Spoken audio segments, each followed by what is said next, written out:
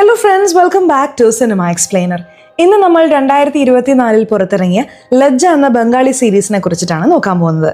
വിവാഹിതയായ ഒരു വീട്ടമ്മയുടെ കഥയാണിത്. ഭർത്താവ് അവളെ അസഭ്യം പറയുകയും അവളുടെ ജോലികളെ ഒരിക്കലും അഭിനന്ദിക്കാതിരിക്കുകയും എല്ലാവരുടെയും മുന്നിൽ വെച്ച് അവളെ അപമാനിക്കുകയും ചെയ്യുന്നതിനാൽ അവൾ തന്റെ ദാമ്പത്യ ജീവിതത്തിൽ ശ്വാസം മുട്ടി കഴിയുകയാണ്. അപ്പോൾ ആ ഭാര്യയുടെ അടുത്ത നടപടി എന്തായിരിക്കും? അതാണ് നമ്മൾ ഇന്നത്തെ കഥയിൽ കാണാൻ പോകുന്നത്.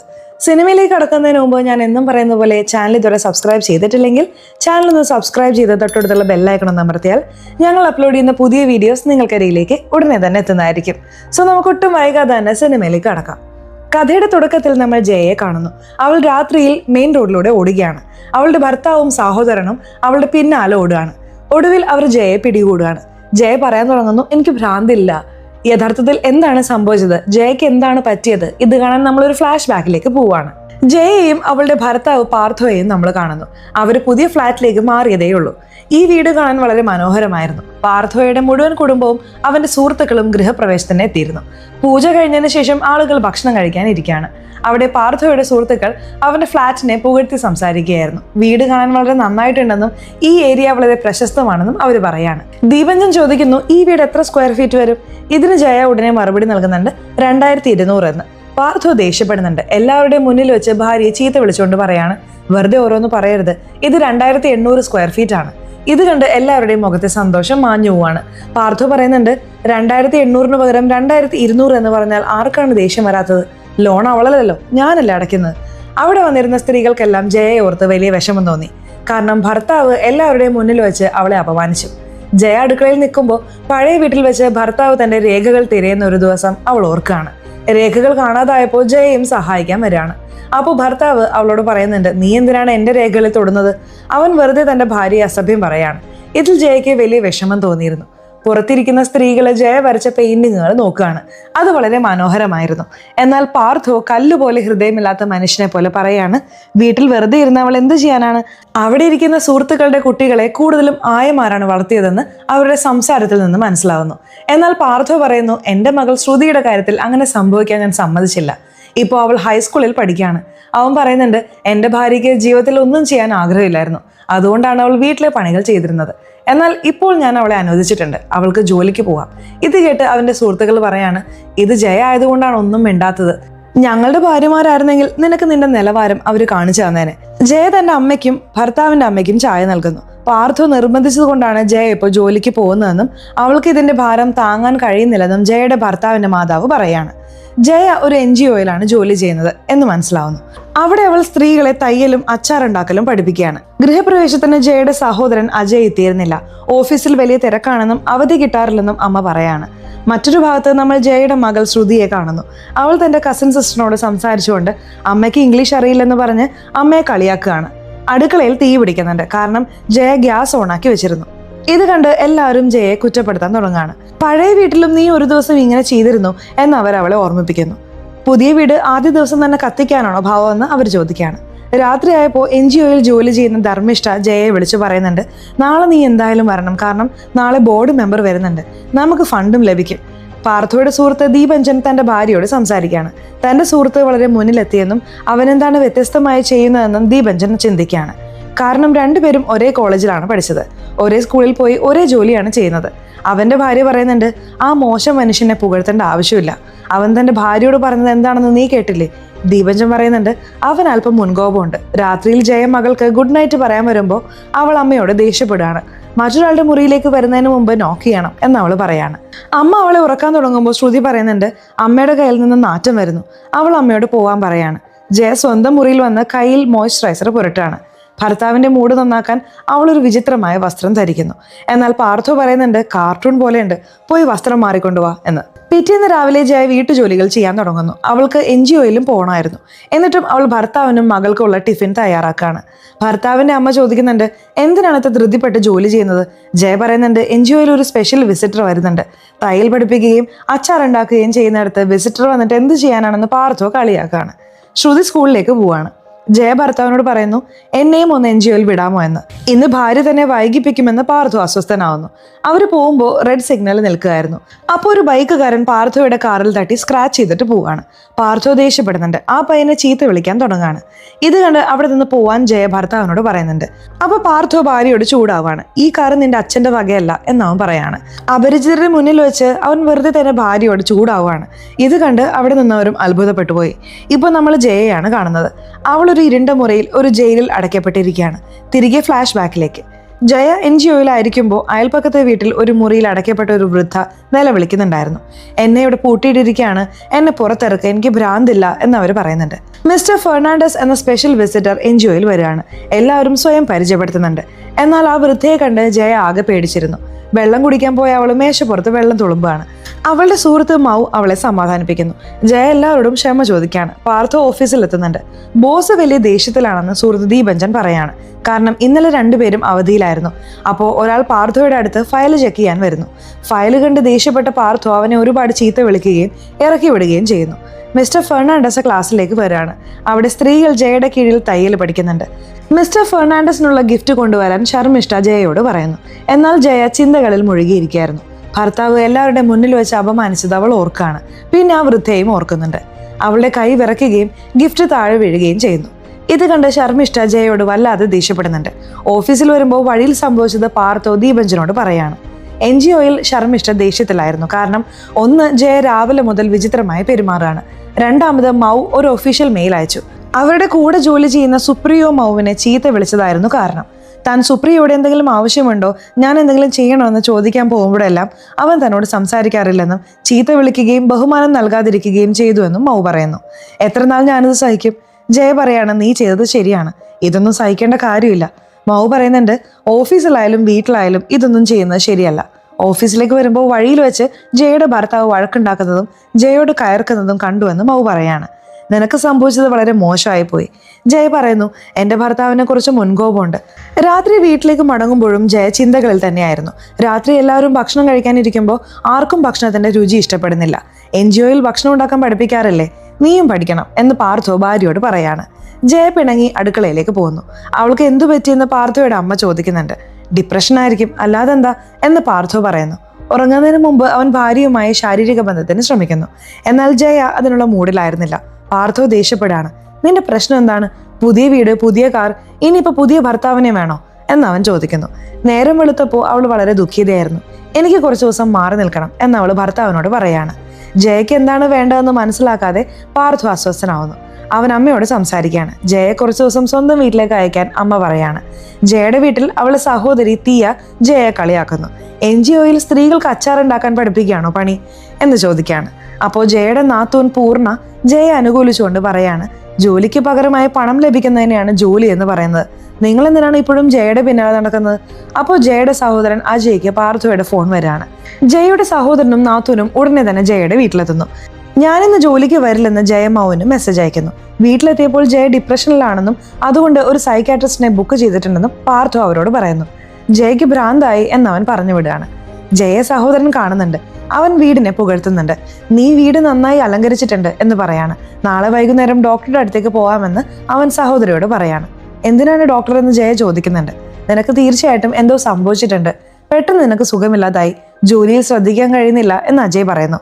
ജയ പറയുന്നുണ്ട്, എനിക്ക് കുറച്ചു ദിവസം സ്വന്തം വീട്ടിൽ നിന്നാൽ മാത്രം മതി. ഓഫീസിൽ വെച്ച് നിങ്ങൾ രണ്ടുപേരും കൗൺസിലിങ്ങിന് പോകണമെന്ന് ദീപജൻ പാർത്ഥോയെ ഉപദേശിക്കുന്നു. ജയയ്ക്ക് ഭ്രാന്താണെന്ന് ആളുകൾ കരുതുന്നതിൽ ജയയുടെ നാത്തൂൻ പൂർണ്ണയ്ക്ക് വലിയ ദേഷ്യം ഉണ്ടായിരുന്നു. അവൾ ജയയോട് സംസാരിക്കുന്നുണ്ട്. എനിക്ക് നിന്നോട് സംസാരിക്കണമായിരുന്നു, പക്ഷെ ഇവിടെയുള്ളവർ നിന്നെ ചികിത്സിക്കണമെന്ന് നേരത്തെ തീരുമാനിച്ചു കഴിഞ്ഞു. ജയയുടെ ഭർത്താവും സഹോദരനും അവളെ ഒരു സർക്കാർ ആശുപത്രിയിൽ ഡോക്ടറെ കാണിക്കാൻ കൊണ്ടുവരികയാണ്. അവിടെയുള്ള മാനസിക രോഗികളെ കണ്ട് ജയ വല്ലാതെ ഭയപ്പെടുകയാണ്. സർക്കാർ ആശുപത്രി അത്ര പോരെന്നും നമുക്ക് പ്രൈവറ്റ് ഹോസ്പിറ്റലിൽ കൊണ്ടുപോകാമെന്നും അജയ് പാർത്ഥിയോട് പറയാണ്. എന്നാൽ പെട്ടെന്ന് ജയ അവിടെ ഇല്ലെന്ന് അവർ കാണുകയാണ്. തുടക്കത്തിൽ കണ്ട സീൻ വീണ്ടും കാണിക്കുന്നു. ജയ മെയിൻ റോഡിലൂടെ ഓടുകയാണ്. അജയും പാർത്ഥോയും പിന്നാലെ ഓടുന്നു. എനിക്ക് ഭ്രാന്തില്ല എന്ന് ജയ പറയുന്നുണ്ട്. മറ്റൊരു ഭാഗത്ത് പാർത്ഥോയുടെ സുഹൃത്തുക്കൾ സംസാരിക്കുന്നു. പാർത്ഥോ വലിയൊരു പൊട്ടനാണെന്നും ഭാര്യയെ വൃത്തികെട്ട സർക്കാർ ആശുപത്രിയിൽ കൊണ്ടുപോകാതെ പ്രൈവറ്റ് ക്ലിനിക്കിൽ കൊണ്ടുപോകണമായിരുന്നു എന്നും അവർ പറയാണ്. ആ വീട്ടിൽ ജയ അനുഭവിക്കുന്നത് ഒട്ടും ശരിയല്ലെന്ന് അവരുടെ ഭാര്യമാര് പറയുന്നുണ്ട്. വിവാഹം കഴിഞ്ഞ് പങ്കാളിയോടൊപ്പം കുറെ കാലം ജീവിച്ചതുകൊണ്ട് അവർക്കിടയിൽ എല്ലാം സന്തോഷകരമാണെന്ന് അർത്ഥമില്ല. അവർക്കിടയിൽ ഇപ്പോൾ വ്യക്തിപരമായ ഒന്നുമില്ല. ജയയുടെ അവസ്ഥ എന്താണെന്ന് നമുക്ക് എല്ലാവർക്കും അറിയാം. നീ ഞങ്ങളുടെ വീട്ടിലേക്ക് വാ, അവിടെ നിൽക്ക്, അതും നിന്റെ വീടല്ലേ എന്ന് പറഞ്ഞ് പൂർണ്ണ ജയയെ ആശ്വസിപ്പിക്കുന്നു. എന്നാൽ ഡിന്നർ കഴിക്കാൻ വാ, ഈ നാടകം കളി നിർത്ത് എന്ന് പാർത്ഥോ ഭാര്യയെ ശകാരിക്കുകയാണ്. ജയയ്ക്ക് അപ്പോൾ പാനിക് അറ്റാക്ക് വരാൻ തുടങ്ങുന്നു. അമ്മയെ ഡിന്നറിന് വിളിക്കാൻ ശ്രുതി അവിടേക്ക് വരാണ്. എന്നാൽ ജയ അറിയാതെ ഒരു ലാമ്പ് എടുത്തെറിയുന്നു. അത് മകളുടെ മേല് കൊള്ളുന്നു. ഇത് കണ്ട് പാർത്ഥോയ്ക്ക് വല്ലാത്ത ദേഷ്യം വരാണ്. അവർ ശ്രുതിയെയും കൊണ്ട് ഉടൻ ആശുപത്രിയിൽ പോവാണ്. ദേഷ്യത്തിൽ പാർത്ഥോ അജയോടും പൂർണ്ണയോടും പറയുന്നുണ്ട്, ജയയും കൊണ്ട് നിങ്ങൾ പൊക്കോ, ഏതെങ്കിലും നല്ല ആശുപത്രി കണ്ടെത്തി നിങ്ങളുടെ സഹോദരിയെ ചികിത്സിപ്പിക്കുക. ഞാൻ പോലീസ് കംപ്ലൈന്റ് കൊടുക്കാത്തതിന് നന്ദി പറയണം. എന്റെ മകളുടെ കൂടെ ഒരു ഭ്രാന്തിയെയും ഞാൻ താമസിപ്പിക്കില്ല. പാർത്ഥോ ഭാര്യയുടെ കൈകൾ കെട്ടി അവളെ മുറിയിൽ പൂട്ടിയിട്ടിരിക്കുന്നത് നമ്മൾ കാണുകയാണ്. ശ്രുതി അമ്മയുടെ അവസ്ഥയെക്കുറിച്ച് മുത്തശ്ശിയോട് സംസാരിക്കുകയാണ്. നിന്റെ അമ്മയ്ക്ക് എന്താണ് വേണ്ടതെന്ന് നമുക്ക് മനസ്സിലാവുന്നില്ല. അവൾക്ക് മാറി നിൽക്കാനാണ് ഇഷ്ടം. അതുകൊണ്ട് നിന്റെ അമ്മയെ ഞങ്ങൾ മാമന്റെ വീട്ടിലേക്ക് അയക്കുകയാണ് എന്ന് മുത്തശ്ശി പറയാണ്. അമ്മയ്ക്ക് എന്തോ വേണം, പക്ഷെ ഇപ്പോൾ അത് മറന്നുപോയി എന്ന് ശ്രുതി പറയുന്നു. ദീപഞ്ചനോട് സംസാരിക്കുമ്പോൾ അവന്റെ ഭാര്യ പറയുന്നുണ്ട്, ബഹുമാനം അത്ര മാത്രമാണ് ജയ ആഗ്രഹിക്കുന്നത്. ശ്രുതിക്ക് സംഭവിച്ചത് ജയ മനഃപൂർവ്വം ചെയ്തതല്ലെന്ന് അവർക്കറിയാമായിരുന്നു. ജയ ഇതുവരെ ഒന്നും കഴിച്ചിട്ടില്ലാത്തതിനാലും വാതിൽ തുറക്കാൻ പാർത്ഥോ സമ്മതിക്കാത്തതിനാലും പൂർണ്ണയ്ക്ക് പാർത്ഥയോട് കടുത്ത ദേഷ്യം വരികയാണ്. ജയയുടെ കാര്യത്തിൽ ഇവിടെ എന്തോ തെറ്റ് നടക്കുന്നുണ്ടെന്ന് അവൾ അജയിനെ ബോധ്യപ്പെടുത്താൻ ശ്രമിക്കുന്നു. എന്നാൽ അജയ് പറയുന്നുണ്ട്, ഞാൻ ഇവർക്കിടയിലെ പ്രശ്നത്തിൽ ഇടപെടാൻ ആഗ്രഹിക്കുന്നില്ല. അവൾ എൻ്റെ സഹോദരിയാണെങ്കിലും ഇതെല്ലാം അവരുടെ വ്യക്തിപരമായ കാര്യമാണ്. നമ്മുടെ കുടുംബത്തിൽ ഇന്ന് വരെ ആർക്കും ഡിപ്രഷൻ ഉണ്ടായിട്ടില്ല. ലാമ്പ് എടുത്തെറിയുന്നത് ഡിപ്രഷൻ അല്ല, നേരം വെളുക്കാണ്. ഇതുവരെ അവർ ജയയെ മുറിയിൽ നിന്ന് പുറത്തിറക്കിയിട്ടില്ല. ഞാൻ ഓഫീസിലേക്ക് പോവാണ്, അതിനുശേഷം ഈ നാടകം തുടർന്നോളൂ എന്ന് പാർത്ഥോ പറയാണ്. ജയയെ ചികിത്സിക്കാൻ അവൻ അജയ്ക്ക് കുറെ പണം നൽകുന്നുണ്ട്. പാർത്ഥോ തങ്ങളോട് ഉപകാരം ചെയ്യുന്നത് പോലെ പെരുമാറുന്നത് കണ്ട് പൂർണ്ണയ്ക്ക് ഇഷ്ടപ്പെടുന്നില്ല. ഇതുകൊണ്ട് നീ എന്താണ് തെളിയിക്കാൻ ശ്രമിക്കുന്നത് എന്ന് അവൾ ചോദിക്കുകയാണ്. എന്നാൽ അവൻ ഒന്നും മിണ്ടാതെ പോവാണ്. ജയ കുറച്ച് ദിവസമായി വരാത്തതിൽ ഓഫീസിൽ ശർമ്മിഷ്ഠയും വിഷമത്തിലായിരുന്നു. മൗവിനും എന്തോ പന്തികേട് തോന്നിയിരുന്നു. അവൾ ജയയെ വിളിക്കുന്നുണ്ട്, പക്ഷെ ജയ ഫോൺ എടുക്കുന്നില്ല. പൂർണ്ണ മുറിയിൽ വന്ന് വാതിൽ തുറന്നിടുന്നു. ജയ മകളോട് ക്ഷമ ചോദിക്കുകയാണ്. ഇടയ്ക്ക് മാമന്റെ വീട്ടിൽ തന്നെ കാണാൻ വരാമെന്ന് അവൾ ശ്രുതിയോട് പറയാണ്. എന്നാൽ ശ്രുതി ദേഷ്യത്തിൽ ഞാൻ വരില്ല എന്ന് പറയാണ്. നീ നോർമൽ അല്ല, നീ കാരണം വീട്ടിൽ സമാധാനമില്ല എന്ന് അവൾ അമ്മയോട് പറയാണ്. പോകുന്നതിന് മുമ്പ് ജയ ജോലിക്കാരിക്ക് വീട്ടുജോലികളെല്ലാം പറഞ്ഞു കൊടുക്കുകയാണ്. അവൾക്ക് അവിടെ നിന്ന് പോകാൻ തോന്നിയിരുന്നില്ല. എന്നാൽ ഇവിടെ എല്ലാം ശരിയാവും, നീ വിഷമിക്കേണ്ട എന്ന് പൂർണ്ണ ജയയെ ആശ്വസിപ്പിക്കുന്നു. മകളെ വീട്ടിൽ കണ്ട് ജയയുടെ അമ്മ അത്ഭുതപ്പെടുകയാണ്. ജയയെ കണ്ട് സഹോദരിയും നാടകം തുടങ്ങുന്നുണ്ട്. തീർച്ചയായിട്ടും പാർത്ഥോ ഇവളെ വീട്ടിൽ നിന്ന് ഇറക്കി വിട്ടിട്ടുണ്ടാവും എന്ന് പറയുന്നു. ചേച്ചിയെ തന്റെ റൂമിൽ താമസിക്കാൻ സമ്മതിക്കില്ലെന്നും അവൾ പറയുന്നുണ്ട്. സ്വന്തം ചേച്ചിയെ കുറിച്ച് അവൾ അങ്ങനെ ചിന്തിക്കുന്നതിൽ പൂർണ്ണയ്ക്കും അജയ്ക്കും ദേഷ്യം വരാണ്. എന്റെ കട്ടിലിൽ നിന്റെ അച്ഛൻ അസുഖം പിടിച്ച് കിടക്കുകയാണ്. ജയ പിന്നെ എന്റെ മുറിയിൽ എവിടെ കിടക്കും? വീട്ടിൽ സ്ഥലം എവിടെയാണ് എന്ന് ജയയുടെ അമ്മ പറയാണ്. ജയ അച്ഛനെ കാണുന്നുണ്ട്. എപ്പോഴാണ് വന്നതെന്ന് അച്ഛൻ ചോദിക്കുന്നു. കുറച്ചു നേരമായി എന്ന് അവളും മറുപടി പറയുന്നു. കുളിച്ചോ എന്ന് അച്ഛൻ ചോദിക്കുന്നുണ്ട്. അതെ എന്ന് അവളും മറുപടി നൽകുന്നു. കുറെ ദിവസമായി ഞാൻ കുളിച്ചിട്ട് എന്ന് അച്ഛൻ പറയാണ്. ഞാൻ വന്നില്ലേ, ഒരു ദിവസം ഞാൻ അച്ഛനെ കുളിപ്പിച്ചു തരാം എന്ന് ജയ പറയുന്നു. ജയ കരയാൻ തുടങ്ങാണ്. നിനക്ക് എന്തു പറ്റിയെന്ന് അച്ഛൻ ചോദിക്കുന്നുണ്ട്. അച്ഛന് ടെൻഷൻ ആവാതിരിക്കാൻ ജയ ഒന്നും പറയുന്നില്ല. 2 ദിവസം അവധിയായതിനാൽ ജോലിക്ക് തിരികെ പോകണമെന്ന് ജയ പൂർണ്ണയോട് പറയാണ്. എനിക്ക് ജോലി ഇല്ലാത്തതുകൊണ്ട് എന്നെ കുത്തി പറയുകയാണോ എന്ന് ദിയ ചോദിക്കുന്നുണ്ട്. ഞാൻ ആരെയും കുത്തി പറയല്ല, പക്ഷെ 2 ദിവസം ജോലിക്ക് പോവാതിരുന്നാൽ എന്താകുമെന്ന് നിനക്ക് മനസ്സിലാവില്ല എന്ന് പൂർണ്ണ പറയാണ്. ജയ തയ്യാറായി ഓഫീസിലേക്ക് ഇറങ്ങാൻ തുടങ്ങാണ്. എന്നാൽ ആദ്യം എന്തെങ്കിലും കഴിക്കാൻ പൂർണ്ണ പറയുന്നുണ്ട്. അപ്പോഴാണ് ജയയുടെ കയ്യിലെ കയറ് കെട്ടിയ പാടുകൾ അമ്മ കാണുന്നത്. കൈ ആകെ ചുവന്നിരിക്കുന്നുണ്ടല്ലോ. പാർത്ഥോ ദീപഞ്ചനോട് സംസാരിക്കുന്നു. ഭാര്യ സ്വന്തം വീട്ടിലേക്ക് പോയെന്നും ഇനി താൻ ജയയെ കാണില്ലെന്നും അവൻ പറയാണ്. ജയ ഓഫീസിലെത്തുന്നുണ്ട്. നീ ഇത്രയും ദിവസം എവിടെയായിരുന്നു? ഫോണും ഇല്ല, മെസ്സേജും ഇല്ല എന്ന് മൗ ചോദിക്കുകയാണ്. ഞാൻ ഒട്ടും ഓക്കെ അല്ലെന്നും താൻ കാരണം മകൾക്ക് മുറിവേറ്റെന്നും അവൾ പറയാണ്. എന്നെ ദയവായി ഒരു ഡോക്ടറുടെ അടുത്ത് കൊണ്ടുപോകണം, സർക്കാർ ആശുപത്രിയിലല്ല പ്രൈവറ്റ് ക്ലിനിക്കിൽ എന്ന് അവൾ മൗവിനോട് അപേക്ഷിക്കുകയാണ്. തൻ്റെ ഒരു സുഹൃത്ത് പ്രൈവറ്റ് ക്ലിനിക്കിൽ വർക്ക് ചെയ്യുന്നുണ്ടെന്നും താൻ സംസാരിക്കാമെന്നും മൗ പറയുന്നു. ജയ മൗവിനോട് എല്ലാം തുറന്നു പറയുന്നുണ്ട്. ജയ അങ്ങനെയൊക്കെ ചെയ്യുമെന്ന് മൗവിന് വിശ്വസിക്കാൻ പോലും കഴിയുന്നില്ല. എനിക്ക് ഒരിക്കലും ദേഷ്യം വരാറില്ലായിരുന്നു, എനിക്ക് എന്താണ് സംഭവിക്കുന്നതെന്ന് അറിയില്ല എന്ന് ജയ പറയാണ്. നാളെ വൈകുന്നേരം നിനക്ക് അപ്പോയിന്റ്മെന്റ് ഉണ്ട്, ഡോക്ടറോട് ഒന്നും മറച്ചു വയ്ക്കരുത് എന്ന് മൗ ഉപദേശിക്കുന്നു. പിന്നീട് മൗ തൻ്റെ ഒരു വക്കീൽ സുഹൃത്തിനെ വിളിക്കുകയാണ്. അവളുടെ ബാല്യകാല സുഹൃത്തായ സൂര്യയാണത്. സൂര്യ റെസ്റ്റോറൻറ്റിൽ എത്തുകയാണ്. എനിക്ക് ഇവിടെ നിന്ന് ഭക്ഷണം കഴിക്കണം, നല്ല വിശപ്പുണ്ട്, പക്ഷെ ഒറ്റയ്ക്ക് കഴിക്കാൻ വയ്യ എന്നവൻ പറയാണ്. എനിക്ക് വീട്ടിൽ പോകണമെന്ന് ജയ പറയുന്നുണ്ട്.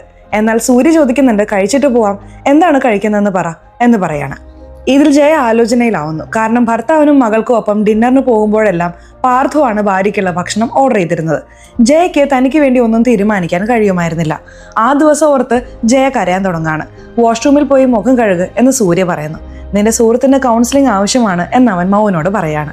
ശ്രുതി അമ്മയെ ഓർത്ത് വിഷമിക്കുന്നുണ്ടായിരുന്നു. എന്നാൽ നിന്റെ മുത്തശ്ശിയും മാമനും മാമിയും എല്ലാം അവിടെയുണ്ട്, നിന്റെ അമ്മയ്ക്ക് എന്ത് കുഴപ്പമുണ്ടാവാനാണ് എന്ന് അച്ഛൻ അവളെ പറഞ്ഞ് മനസ്സിലാക്കുന്നു. ജയ പാർത്ഥോയെ വിളിക്കുന്നുണ്ട്. എന്നാൽ അവൻ ഫോൺ എടുക്കുന്നില്ല. ഉറങ്ങാൻ നേരത്തെ ജയ സോഫയിൽ കിടക്കാൻ തയ്യാറാവുന്നു. കാരണം ദിയ തന്റെ മുറിയിൽ അവളെ കിടത്താൻ സമ്മതിക്കില്ലെന്ന് അവൾക്കറിയാം. പിറ്റേന്ന് ജയ ഓഫീസിലേക്ക് പോകുമ്പോൾ ഓഫീസിനടുത്തുള്ള ആ വൃദ്ധ മരിച്ചതായി അറിയുന്നു. അയൽപ്പക്കത്തുള്ളവർ സംസാരിക്കുന്നുണ്ട്. അവർ പോയത് നന്നായി, വീട്ടുകാരും അവരെ കൊണ്ട് ബുദ്ധിമുട്ടുകായിരുന്നു.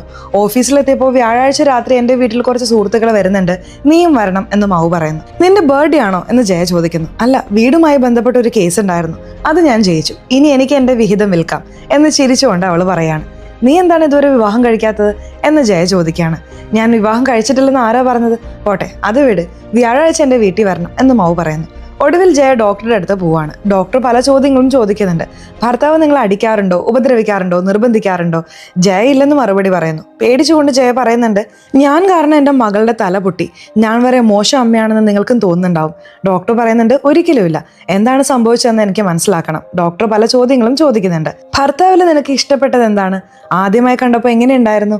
എന്നാൽ ജയയ്ക്ക് ഇതിനൊന്നും മറുപടിയില്ല. കുട്ടിക്കാലം മുതൽ താൻ വളരെ ശാന്തയായിരുന്നുവെന്നും അതുകൊണ്ട് പലരും തന്നെ വിഡ്ഢിയായി കരുതിയിരുന്നുവെന്നും അവൾ പറയുന്നു.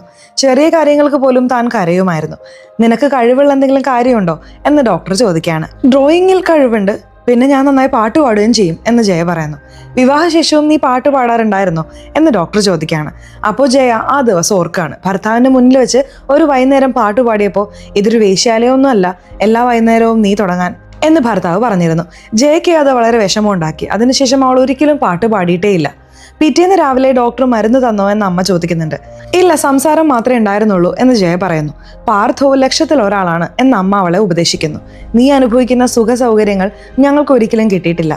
നിന്റെ അച്ഛൻ ഞങ്ങൾക്ക് എന്ത് തന്നു? എന്നിട്ടും ഞാൻ ഒരിക്കലും ദേഷ്യപ്പെട്ട് നിന്നെ പോലെ സ്വന്തം വീട്ടിലേക്ക് പോയിട്ടില്ല. അമ്മ മകളെ ഉപദേശിക്കുകയാണ്. ഇപ്പോൾ പൂർണ്ണ നിന്നോട് മധുരമായി സംസാരിക്കുന്നുണ്ടാവും, എന്നാൽ കുറച്ച് ദിവസം കഴിയുമ്പോൾ നിന്നെ വീട്ടിൽ നിന്ന് പുറത്താക്കാൻ അവളും നിന്റെ പിന്നാലെ കൂടും. ഞാൻ ഇന്ന് എൻ്റെ സുഹൃത്തിൻ്റെ വീട്ടിൽ പോവാണ്, ഡിന്നർ അവിടെ നിന്നാണ് എന്ന് പറഞ്ഞ് ജയ അവിടെ നിന്ന് പോവാണ്. മൗവിൻ്റെ വീട്ടിൽ എല്ലാവരും ആഘോഷിക്കുകയായിരുന്നു. അവിടെ ജയയുടെ മൂഡും നന്നായിരുന്നു. സൂര്യ ഗിറ്റാർ വായിച്ച് പാട്ട് പാടുന്നുണ്ട്. അവിടെ ജയയ്ക്ക് പിടിച്ചു നിൽക്കാൻ കഴിഞ്ഞില്ല. അവളും പാട്ട് പാടാൻ തുടങ്ങുന്നു. അവളുടെ മധുരമായ ശബ്ദം കേട്ട് എല്ലാവരുടെയും മുഖത്ത് പുഞ്ചിരി വിരിയുന്നു. വീട്ടിൽ ജയയെ കാണാത്തതുകൊണ്ട് ദിയ വീണ്ടും ജയയെക്കുറിച്ച് മോശമായി സംസാരിക്കാൻ തുടങ്ങുന്നു. നാത്തുവിന്റെ മുന്നിൽ വെച്ച് അവൾ പറയുന്നുണ്ട്, നിന്റെ ചേച്ചി സുഹൃത്തിന്റെ വീട്ടിൽ പോവുകയാണെന്ന് പറഞ്ഞിരുന്നല്ലോ, അവൾ ലേറ്റ് ആവും, നീ എന്തിനാണ് പ്രശ്നം ഉണ്ടാക്കുന്നത് എന്ന് പൂർണ്ണ ചോദിക്കുകയാണ്. ഭർത്താവ് വീട്ടിൽ നിന്ന് പുറത്താക്കി അവൾ പാർട്ടിക്ക് പോയിരിക്കുന്നു. അവിടെ പോയി അവൾ എന്താണ് ചെയ്യുന്നതെന്ന് എനിക്ക് കാണണം എന്ന് ദിയ പറയാണ്. പാർട്ടിയിൽ സൂര്യയും ജയയും സംസാരിക്കുന്നുണ്ട്. താൻ വീട്ടിൽ ഒറ്റയ്ക്കാണ് താമസിക്കുന്നതെന്ന് സൂര്യ പറയാണ്. അമ്മ ഉണ്ടായിരുന്നു, എന്നാൽ 2 വർഷം മുമ്പ് മരിച്ചുപോയി. ഒഴിഞ്ഞ വീട് ഒരു കൂട് പോലെ തോന്നില്ലേ എന്ന് ജയ ചോദിക്കുന്നുണ്ട്. ഇല്ല, പകല് മുഴുവൻ കോടതിയിൽ വീടുകൾ തകരുന്നത് കാണുന്നത് കൊണ്ട് മിക്ക വീടുകളും കൂടുകൾ തന്നെയാണെന്ന് എനിക്ക് തോന്നാറുണ്ട്. നിങ്ങളുടെ വീട്ടിലും കുടുംബ പ്രശ്നങ്ങൾ നടക്കുന്നുണ്ടെന്ന് കേട്ടു. കാലക്രമേണ എല്ലാം ശരിയാവും എന്ന് സൂര്യ പറയുന്നു. ജയ വീട്ടിലേക്ക് മടങ്ങാൻ ആഗ്രഹിച്ചപ്പോൾ ജയയെ വീട്ടിൽ വിടാൻ മൗ സൂര്യയോട് പറയാണ്. അവർ വീട്ടിലെത്തിയപ്പോൾ തിയ അവരുടെ ഫോട്ടോ എടുക്കുന്നുണ്ട്. രാത്രി അവൾ ഭർത്താവിനെ വിളിക്കുകയാണ്, പക്ഷെ ആരും ഫോൺ എടുക്കുന്നില്ല. കുറെ സമയത്തിന് ശേഷം ശ്രുതി ഫോൺ എടുക്കുന്നുണ്ട്. ഞാൻ പിന്നെ വിളിക്കാം, അച്ഛൻ വലിയ ദേഷ്യത്തിലാണ് എന്ന് അവൾ അമ്മയോട് പറയാണ്. യഥാർത്ഥത്തിൽ ശ്രുതിക്കും അമ്മയോട് സംസാരിക്കാൻ താല്പര്യമില്ലായിരുന്നു. എങ്കിലും മകളുടെ ശബ്ദം കേട്ടപ്പോൾ ജയയുടെ മുഖത്ത് ഒരു പ്രകാശം പരന്നു. ഒരു വൈകുന്നേരം പാർത്ഥോ സുഹൃത്തുക്കളോടൊപ്പം റെസ്റ്റോറൻറ്റിൽ വരികയാണ്. അവിടെ ജയയും മൗവും സൂര്യയും ഇരിക്കുന്നത് കണ്ട് അവൻ അത്ഭുതപ്പെടുന്നു. ഒരുപാട് മദ്യപിച്ച ശേഷം പാർത്ഥോ ഭാര്യയെ കാണാൻ പോവാണ്. അവിടെ വെച്ച് അവൻ എല്ലാവരുടെയും മുന്നിൽ വെച്ച് പ്രശ്നം ഉണ്ടാക്കുന്നു. സൂര്യയോട് അവൻ വൃത്തികെട്ട ഒരു ചോദ്യം ചോദിക്കുന്നു. ഈ സ്ത്രീയുടെ റേറ്റ് എന്താണ്? സ്വന്തം ഭാര്യയെക്കുറിച്ച് അവൻ അത്രയും തരം താഴ്ന്ന കാര്യങ്ങളാണ് സംസാരിച്ചിരുന്നത്. ഇത് കേട്ട് സൂര്യയുടെ രക്തം തിളയ്ക്കുകയാണ്. അവർ തമ്മിൽ വഴക്കുണ്ടാവുന്നു. അവിടെ വെച്ച് പാർത്ഥോ എല്ലാവരുടെയും മുന്നിൽ വെച്ച് ഭാര്യയെ കേട്ടാൽ അറയ്ക്കുന്ന അത്രയും തെറി വിളിക്കുന്നു. ജയ ആകെ ഭയന്ന് കരയുകയും അവിടെ നിന്ന് പോവുകയും ചെയ്യുന്നു. പിറ്റേന്ന് ജയ ഓഫീസിലിരിക്കുമ്പോൾ അമ്മ വിളിച്ച് വേഗം വരാൻ പറയുന്നുണ്ട്. പാർത്ഥോയുടെ ഭാഗത്ത് നിന്ന് ഒരു കൊറിയർ വന്നിട്ടുണ്ട്. അത് ഡിവോഴ്സ് നോട്ടീസ് ആണെന്ന് വീട്ടുകാർ കാണുന്നു. ജയ മകളുടെ തല പൊട്ടിച്ചതുകൊണ്ടും ജയയ്ക്ക് മാനസിക വിഭ്രാന്തി ഉള്ളതുകൊണ്ടും ഡിവോഴ്സ് വേണമെന്ന് അതിൽ എഴുതിയിരുന്നു. ജയ വീട്ടിൽ ഗാർഹിക പീഡനം നടത്തുന്നു എന്നൊരു നുണയും അതിൽ എഴുതിയിട്ടുണ്ടായിരുന്നു. മകളുടെ പൂർണ്ണ അവകാശം പാർത്ഥോയ്ക്ക് വേണമെന്നും അതിൽ എഴുതിയിരുന്നു. അത്രയും വൃത്തികെട്ട മനുഷ്യന്റെ കൂടെ മകളെ തനിച്ചാക്കാൻ കഴിയില്ലെന്നോർത്ത് ജയ ഭയപ്പെടുകയാണ്. ജയ ഉടനെ സുഹൃത്തായ മൗവിനെ വിളിച്ച് ഡിവോഴ്സിനെ കുറിച്ച് പറയാണ്. വക്കീലില്ലാതെ ഒന്നും ചെയ്യരുതെന്ന് അവൾ ജയയെ ഉപദേശിക്കുന്നു. പിറ്റേന്ന് അജയ് സഹോദരിയെയും ജയയെയും കൂട്ടി മൗവിന്റെയും സൂര്യയുടെയും അടുത്തേക്ക് പോവാണ്. ജയയുടെയും പാർത്ഥോയുടെയും ജീവിതത്തിൽ എല്ലാം പെർഫെക്റ്റ് ആണല്ലോ, പിന്നെ എന്തിനാണ് ഡിവോഴ്സ് എന്ന് അജയ് ചിന്തിക്കുകയാണ്. നിങ്ങൾക്ക് എന്താണ് ചെയ്യേണ്ടത് എന്ന് സൂര്യ ജയയോട് ചോദിക്കുകയാണ്. ജയയ്ക്ക് തീരുമാനിക്കാൻ കഴിയുന്നില്ല. സൂര്യ പറയുന്നുണ്ട്, ഇതൊരു ഹോട്ടൽ മെനു അല്ല, ഇത് നിങ്ങളുടെ ജീവിതമാണ്. തീരുമാനം നിങ്ങളാണ് എടുക്കേണ്ടത്. മറ്റൊരാൾക്ക് നിങ്ങൾക്ക് വേണ്ടി തീരുമാനമെടുക്കാൻ കഴിയില്ല. പാർത്ഥോയുടെ അമ്മയും മകനെ ഉപദേശിക്കുന്നുണ്ട് ഡിവോഴ്സ് ഒരു പരിഹാരമല്ലെന്ന്. എന്നാൽ ജയ തനിക്കൊരു ബാധ്യതയാണെന്നും അവൾക്ക് വേണ്ടി വെറുതെ പണം ചെലവാക്കാൻ താൻ ഉദ്ദേശിക്കുന്നില്ലെന്നും പാർത്ഥോ പറയുന്നു. അപ്പോൾ അവൻ്റെ വക്കീൽ അർജുൻ അവനെ വിളിക്കുന്നുണ്ട്. എന്ത് സംഭവിച്ചാലും ഡിവോഴ്സ് നടക്കണമെന്ന് പാർത്ഥോ അർജുനെ അറിയിക്കുന്നു. ജയ ഈ ഡിവോഴ്സിന് സമ്മതിക്കില്ലെന്ന് എനിക്കറിയാം. എനിക്ക് എൻ്റെ മകൾ വേണമെന്ന് ജയ സൂര്യയുടെ മുന്നിൽ പറയുകയാണ്. എങ്കിൽ നിങ്ങൾക്ക് മാനസികാസ്വാസ്ഥ്യമില്ലെന്ന് നിങ്ങൾ തെളിയിക്കേണ്ടി വരും. നിങ്ങൾക്ക് ഡിവോഴ്സ് വേണോ വേണ്ടയോ എന്ന് സൂര്യ ചോദിക്കുകയാണ്. അവൾ തലയാട്ടി ഇല്ല എന്ന് പറയാണ്. സത്യമായിട്ടും ആ മനുഷ്യൻ്റെ കൂടെ ജീവിക്കാൻ നീ ആഗ്രഹിക്കുന്നുണ്ടോ എന്ന് മാവ് ചോദിക്കുകയാണ്. പിന്നീട് നമ്മൾ ജയയുടെ സൈക്കാട്രിസ്റ്റിനെ കാണുകയാണ്. നിന്റെ ഭർത്താവ് നിന്നോട് എന്താണ് ചെയ്യുന്നത് എന്ന് ഡോക്ടർ ചോദിക്കുന്നു. അവരെന്നെ അസഭ്യം പറയുന്നുണ്ട്, എന്നെ അപമാനിക്കുന്നുണ്ട് എന്ന് ജയ പറയാണ്. സൂര്യ അവളെ പറഞ്ഞ് മനസ്സിലാക്കുന്നുണ്ട്. നിങ്ങളുടെ ഭർത്താവ് നിങ്ങളെ പരസ്യമായി അപമാനിക്കുമായിരുന്നു. എന്നാൽ ഇപ്പോൾ ഈ കാര്യം ഹൈക്കോടതി വരെ എത്തിയിരിക്കുകയാണ്. ഇതിന് വ്യക്തിപരമായ കാര്യമല്ല. അതുകൊണ്ട് മടിക്കാതെ എന്നോട് എല്ലാം പറയേ. കാരണം നിങ്ങളുടെ ഭർത്താവ് നിങ്ങളെ വേർബൽ അബ്യൂസ് ചെയ്യുന്നുണ്ട്. ജയയുടെ അമ്മയും സഹോദരിയും ജയയെ കുറ്റപ്പെടുത്താണ്. ഒടുവിൽ ഞങ്ങളുടെ മാനം പോയി എന്ന് അമ്മ പറയാണ്. ജയയുടെ നാത്തൂനാണെങ്കിൽ അവളെ സമാധാനിപ്പിക്കുന്നുണ്ട്. അമ്മയിൽ നിന്ന് കുട്ടിയെ അകറ്റുക അത്ര എളുപ്പമല്ല എന്ന് അവൾ പറയാണ്. അജയ് സഹോദരിയെയും കൂട്ടി കോടതിയിലേക്ക് പോവാണ്. നീ സന്തോഷവതി അല്ലെങ്കിൽ മറ്റൊരാളെ എങ്ങനെ സന്തോഷിപ്പിക്കും? ഒഴിഞ്ഞ പാത്രത്തിൽ നിന്ന് ആർക്കെങ്കിലും വെള്ളം കൊടുക്കാൻ കഴിയോ എന്ന് ഡോക്ടർ പറഞ്ഞ വാക്കുകൾ അവൾ ഓർക്കാണ്. കോടതിയിലെത്തിയപ്പോൾ ജയ ശ്രുതിയെ കാണുന്നുണ്ട്. എന്നാൽ പാർത്ഥയുടെ അമ്മ ശ്രുതിയെയും കൊണ്ട് അവിടെ നിന്ന് പോവാണ്. ആദ്യം ജോലിക്കാരിയെ വിളിക്കുന്നുണ്ട്. പാർത്ഥയുടെ വക്കീൽ അർജുൻ അവരോട് ചോദ്യങ്ങൾ ചോദിക്കുന്നു. താൻ 7 വർഷമായി വീട്ടിൽ ജോലി ചെയ്യുന്നുണ്ടെന്നും ജയ വളരെ നല്ലവളാണെന്നും എന്നാൽ ഈയിടെ അവൾക്ക് എന്തോ പറ്റിയെന്ന് അറിയില്ലെന്നും ജോലിക്കാരി പറയുന്നുണ്ട്. ഒരു ദിവസം വീട്ടിൽ തീ പിടിച്ചു. പിന്നീട് പാർത്ഥയുടെ അമ്മയെ വിളിക്കുകയാണ്. അവൾ കുറച്ച് ദിവസം മുമ്പാണ് വന്നത്. അവൾ സ്വന്തം ലോകത്താണ് ജീവിക്കുന്നത്. ജോലി കഴിഞ്ഞ് മിണ്ടാതെ മുറിയിൽ പോയി കിടന്നുറങ്ങും എന്ന അമ്മ ജയയെക്കുറിച്ച് പറയാണ്. സാക്ഷികളുടെ വാക്കുകളിൽ നിന്ന് ജയയ്ക്ക് മാനസികാസ്വാസ്ഥ്യം ഉണ്ടെന്ന് വ്യക്തമാണെന്ന് അർജുൻ ജഡ്ജിയോട് പറയാണ്. എന്നാൽ ഇതിന് തെളിവുകളൊന്നും ഇവർ നൽകിയിട്ടില്ലെന്ന് സൂര്യ വാദിക്കുകയാണ്. വീട്ടിലെത്തിയ ശേഷം നാളെ അവർ ശ്രുതിയെ വിസ്തരിക്കാൻ വിളിക്കുമെന്ന് സൂര്യ ജയയോട് പറയാണ്. സൂര്യ സൈക്കാട്രിസ്റ്റിനെ കാണാൻ പോകുന്നു. ദീർഘകാലം വെർബൽ അബ്യൂസ് നേരിടുന്നത് മൂലം ആത്മവിശ്വാസം കുറയുന്നു. തന്നിലേക്ക് തന്നെ ഒതുങ്ങുക, ആരോടും സംസാരിക്കാതിരിക്കുക, സംസാരിക്കുമ്പോൾ മുരൾച്ച വരിക, ശരിയായ തീരുമാനമെടുക്കാൻ കഴിയാതിരിക്കുക തുടങ്ങിയ ലക്ഷണങ്ങൾ ജയയിൽ കാണാം എന്ന് ഡോക്ടർ പറയുന്നു. പിറ്റേന്ന് ശ്രുതിയെ വിസ്തരിക്കുന്നു. നിന്റെ അമ്മയിൽ ഈയിടെ എന്തെങ്കിലും മാറ്റം കണ്ടിട്ടുണ്ടോ എന്ന് അർജുൻ ചോദിക്കുന്നുണ്ട്. അമ്മ എപ്പോഴും കാര്യങ്ങൾ മറന്നു പോകുന്നുണ്ട്. ഒരു ദിവസം ട്യൂഷൻ കഴിഞ്ഞ് എന്നെ കൂട്ടിക്കൊണ്ടുവരാൻ മറന്നുപോയി, ടിഫിൻ തരാൻ മറന്നുപോയി എന്ന് ശ്രുതി പറയാണ്. വിചാരണയ്ക്ക് ശേഷം ജയ മകളോട് സംസാരിക്കുകയാണ്. നിനക്ക് എങ്ങനെയുണ്ട് എന്ന് ചോദിക്കുന്നുണ്ട്. പക്ഷെ ശ്രുതി മറുപടി നൽകുന്നില്ല. ചിലപ്പോൾ ഞാൻ കാര്യങ്ങൾ മറന്നു പോകാറുണ്ട്, ഞാൻ സമ്മതിക്കുന്നു. പക്ഷെ എന്നോട് ദേഷ്യപ്പെടരുത്, നീ എന്നെ വിളിക്കാറുമില്ല എന്ന് ജയ പറയാണ്. ഞാനെന്തിനു വിളിക്കണം? ഞാൻ അച്ഛൻ്റെയും മുത്തശ്ശിയുടെയും കൂടെ സന്തോഷമായിട്ടാണ് ഇരിക്കുന്നത്. എനിക്ക് അമ്മയുടെ കൂടെ താമസിക്കാൻ പേടിയാണ്. എപ്പോഴാണ് അമ്മ വീണ്ടും എൻ്റെ തല പൊട്ടിക്കുക എന്ന് ആർക്കറിയാം? അമ്മ നോർമൽ അല്ല എന്ന് ശ്രുതി പറയാണ്. പാർത്ഥോ മകളെ അവിടെ നിന്ന് കൂട്ടിക്കൊണ്ടുപോവാണ്. യുദ്ധം തുടങ്ങിക്കഴിഞ്ഞു, ഇനി പിന്മാറുന്നതിനെ കുറിച്ച് ചിന്തിക്കരുത് എന്ന് സൂര്യ ജയയെ ഉപദേശിക്കുകയാണ്. സത്യമെല്ലാം പറ, എങ്കിൽ മാത്രമേ നമുക്ക് ഈ കേസിൽ ജയിക്കാൻ കഴിയൂ. സത്യം എത്ര വേദനിപ്പിക്കുന്നതാണെങ്കിലും വാ തുറന്നേ പറ്റൂ. എല്ലാവരുടെയും മുന്നിൽ ഞാനിതെങ്ങനെ പറയും എന്ന് ജയ ചോദിക്കുകയാണ്. കോടതിയിൽ ആളുകൾ നിങ്ങളെ ഭ്രാന്തി എന്ന് വിളിക്കുന്നുണ്ട്. നിങ്ങളൊരു ചീത്ത അമ്മയാണെന്ന് പറയുന്നു. റെസ്റ്റോറൻറ്റിൽ എല്ലാവരുടെയും മുന്നിൽ വെച്ച് ഭർത്താവ് നിങ്ങളെ അപമാനിച്ചു. ഭർത്താവ് നിങ്ങളെ വൃത്തികെട്ട ഭാഷയിൽ തെറി വിളിക്കുന്നു. അപ്പോഴൊന്നും നിങ്ങൾക്ക് നാണം തോന്നിയിട്ടില്ലെങ്കിൽ പിന്നെ കോടതിയിൽ എല്ലാവരുടെയും മുന്നിൽ വെച്ച് സത്യം പറയുന്നതിന് എന്തിനാണ് നാണം എന്ന് സൂര്യ ചോദിക്കുകയാണ്. വീട്ടിൽ ജയയുടെ അമ്മ അവളെ ഉപദേശിക്കുന്നു. യാചിച്ചോ കാലു പിടിച്ചോ എങ്ങനെയെങ്കിലും നിന്റെ ദാമ്പത്യ ജീവിതം രക്ഷിച്ചെടുക്കുക. ജയ പറയുന്നുണ്ട്, ആ വീട്ടിൽ എൻ്റെ മകൾക്ക് എൻ്റെ കൂടെ ജീവിക്കാൻ താല്പര്യമില്ലെങ്കിൽ പിന്നെ ഞാനെന്തിനു പോരാടണം? ഞാൻ ശ്വാസം മുട്ടി കഴിയുന്ന ആ ജീവിതത്തിന് വേണ്ടിയോ? ഇപ്പോൾ സ്വന്തം അഭിമാനത്തിന് വേണ്ടി പോരാടേണ്ട സമയമാണ്. അവൾ അമ്മയുടെ മുന്നിൽ പൊട്ടിക്കരയാണ്. ഭർത്താവ് തന്നെ എന്തൊക്കെയാണ് പറയുന്നതെന്ന് അവൾ പറയാൻ തുടങ്ങുന്നു. ആ വൃത്തികെട്ട വാക്കുകൾ കേട്ട് ജയയുടെ അമ്മയും തീയും ഞെട്ടിപ്പോയി. കാരണം പാർത്ഥോയിൽ ഒരു കുഴപ്പവുമില്ലായിരുന്നു എന്നാണ് അവർ കരുതിയിരുന്നത്. എൻ്റെ അച്ഛൻ എപ്പോഴെങ്കിലും അമ്മയോട് ഇങ്ങനെ പറഞ്ഞിട്ടുണ്ടോ എന്ന് ജയ അമ്മയോട് ചോദിക്കുകയാണ്. പക്ഷെ എൻ്റെ ഭർത്താവ് എന്നോട് എപ്പോഴും ഇങ്ങനെ സംസാരിക്കുന്നു. പക്ഷെ ഞാൻ മിണ്ടാതിരുന്നു. എന്താണ് പ്രശ്നമെന്ന് ഒരു ദിവസം അമ്മ എന്നോട് ചോദിക്കുമെന്ന് ഞാൻ കരുതി. പക്ഷെ അമ്മ എന്നോട് ഒരിക്കലും സംസാരിച്ചിട്ടില്ല. എപ്പോഴും പാർത്ഥയുടെ പക്ഷമാണ് ചേർന്നത്. പിറ്റേന്ന് ജയ അച്ഛനെ കുളിപ്പിക്കുകയാണ്. അച്ഛനും വളരെ സന്തോഷവാനായി. അദ്ദേഹത്തിന് വലിയ ആശ്വാസവും തോന്നി. പിറ്റേന്ന് കോടതിയിൽ വെർബൽ ആൻഡ് മെന്റൽ അബ്യൂസിന് പാർത്ഥോയ്ക്കെതിരെ കേസ് കൊടുക്കാൻ ജയ തയ്യാറാവുന്നു. പല ചാർജുകളും ചുമത്തി ജയ ഭർത്താവിനെതിരെ മറ്റൊരു കേസ് തുടങ്ങുന്നു. കാരണം ഇപ്പോൾ വിഷയം അവരുടെ ദാമ്പത്യ ജീവിതമല്ല, മറിച്ച് ജയയുടെ സെൽഫ് റെസ്പെക്റ്റിന്റെയും സെൽഫ് എസ്റ്റീമിന്റെയും കാര്യമാണ്. ലജ്ജ സീസൺ 1 ഇവിടെ അവസാനിക്കുകയാണ്. പോരാട്ടം ഇനിയും ബാക്കിയുണ്ട്. അത് സീസൺ 2 തുടരും. സോ കഥ എങ്ങനെയുണ്ടായിരുന്നു? ഇഷ്ടപ്പെട്ടോ? സീരീസിനെ കുറിച്ചിട്ടുള്ള നിങ്ങളുടെ അഭിപ്രായങ്ങൾ തീർച്ചയായിട്ടും കമന്റ് ബോക്സിൽ രേഖപ്പെടുത്തണേ. അതുപോലെ ചാനൽ ഇതുവരെ സബ്സ്ക്രൈബ് ചെയ്തിട്ടില്ലെങ്കിൽ ചാനൽ ഒന്ന് സബ്സ്ക്രൈബ് ചെയ്ത് ഈ വീഡിയോ ഇഷ്ടപ്പെട്ടാൽ തീർച്ചയായിട്ടും ഒരു ലൈക്ക് കൂടെ തരാൻ മറക്കല്ലേ. സോ ഇനി അടുത്തൊരു വീഡിയോയിൽ കാണുന്നതുവരെ ബൈ.